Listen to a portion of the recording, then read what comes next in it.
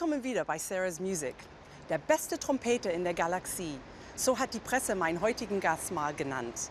Håkan Hardenberger ist ein schwedischer Trompeter und er hat seine erste Trompete mit 8 Jahren bekommen und wusste sofort, das ist es. Er ist gerade in Berlin und spielt ein Solokonzert mit meinem Orchester, der Berliner Philharmonikern. Und ich freue mich, heute bei Sarah's Music zeigen zu können, wie beliebt und bekannt er in der Galaxie ist.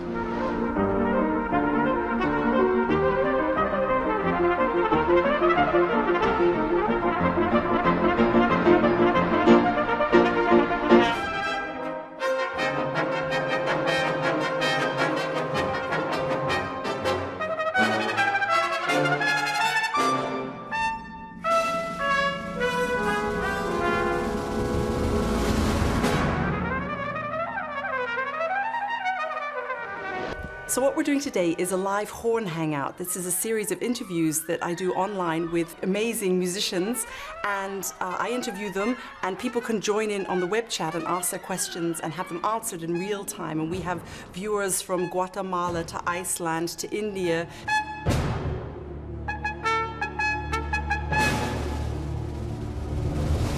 So, Håkan, welcome back to Berlin. Thank you. And you're here for, it's strange, you've been playing for so long, but you have a big premiere this week. I do. It's the first time I played with the Berliner Philharmonic. I can't believe it. It's really incredible. Yeah. You're playing a piece you know very well. You've played it over 60 times, H.K. Gruber's Ariel. Yes. And he wrote it for you. He did.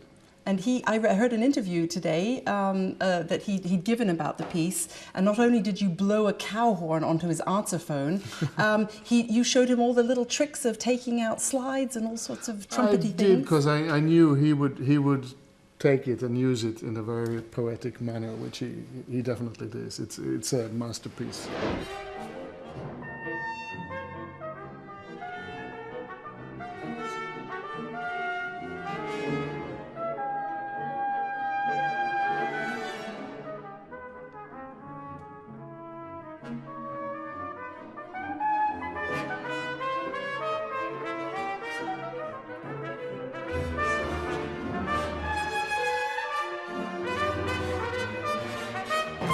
What you've done for the trumpet world, you have extended the repertoire beyond belief, and that's what you really actually set out to do. You've had people write things for you ever since the beginning.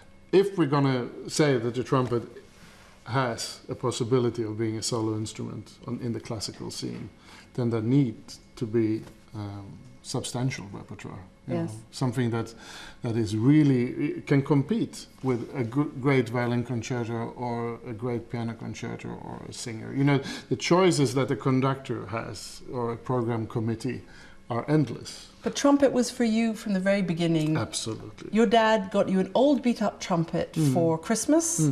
Your parents aren't musicians. No, not at all. So why did he just picked it up and thought maybe? Well, he'd heard a concert with Louis Armstrong many years before, and it was just a fun thing to do, to buy for Christmas. I mean, it cost nothing, and it was really beaten up, but I got hooked. You loved it. Yeah. And also your first teacher was very, very inspiring. That's the most important thing. Absolutely. Bo Nilsson, and you know, from the word go, long lessons and very intense, and I just thought this is it. There's a nice question that came in. Where is it? Oh yeah, James from Canada says, do you have any funny anecdotes that happened to you while performing? Oh my God. I like these sort of questions. Thanks, James. Good question. I can think of one. That was in Australia, actually, and I was going to play this big concerto. I walk in and I'm all concentrated, and there's a little lady sitting straight in front of me, and as soon as I take the trumpet up, she goes. Sam wants to know, what is your favorite piece in the solo repertoire? It's hard to say. It's like, what's your favorite That's color? Very hard. Yes, and you know, I've premiered all these pieces, and of course, the music that's been written for me feels that's very close. That's kind of like musical children, you know. But definitely, Ariel that I'm playing this week is one of the big favorites. It's such a wide spectrum of emotions and possibilities.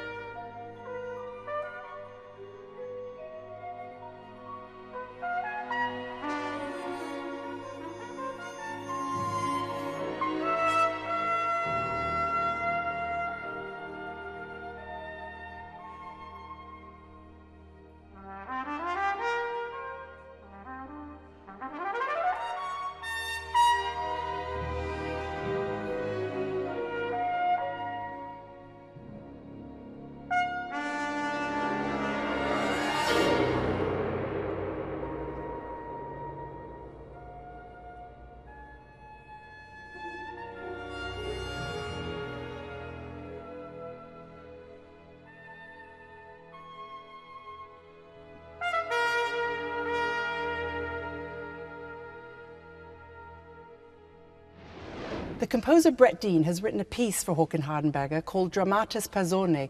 Brett, what's it like to compose for Håkan? Are there any technical limitations at all? Well, no. I mean, perhaps the biggest challenge is that there aren't any technical limitations, and you know, you can basically, you've got free hand to just write as you like.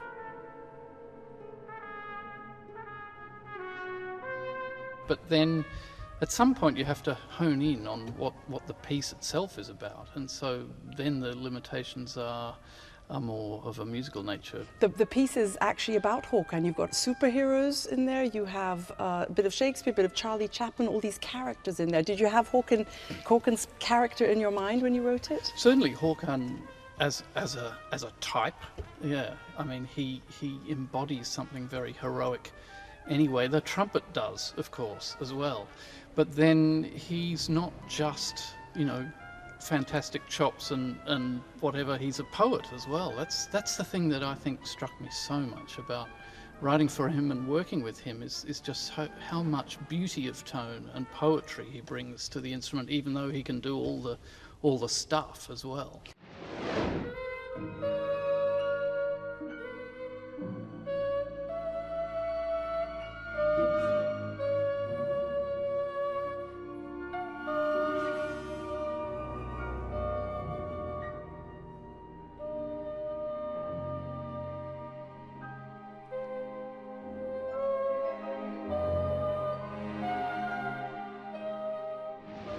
The conductor Andris Nelsons is not only one of my favorite conductors, he was also a trumpet player and has worked often with Håkan.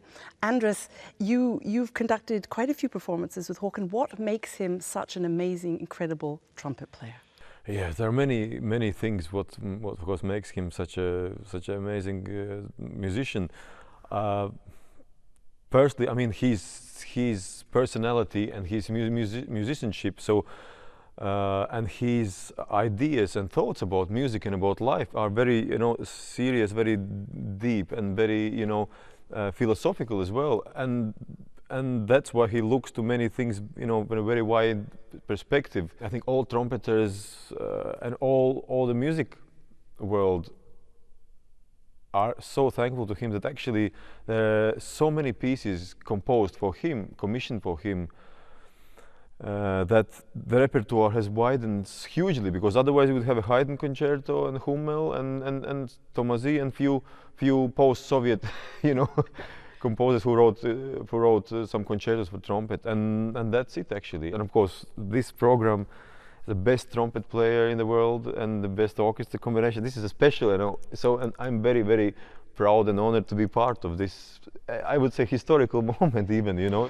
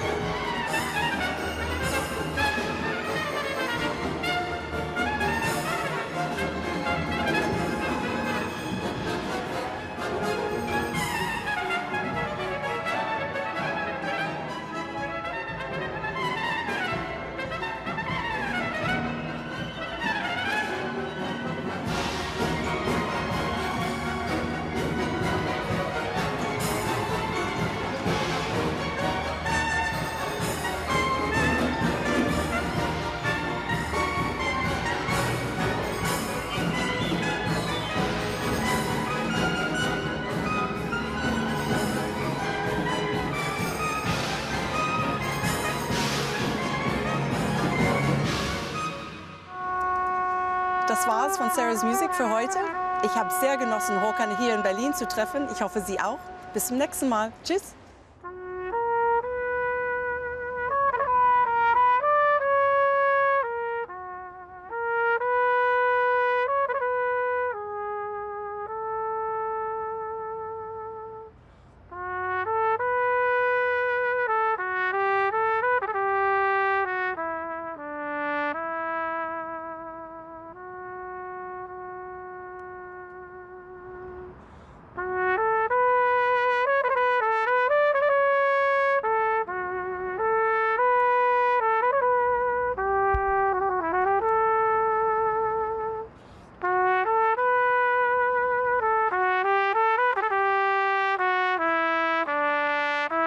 I'd like to do a live online horn challenge, but getting you to play the French horn is not really... I think I think that we should reverse the challenge. And that I have to play the trumpet? No, or what? no. You are a horn player. I'm a horn player? Yeah. One and two. Up. Yeah. That's a note?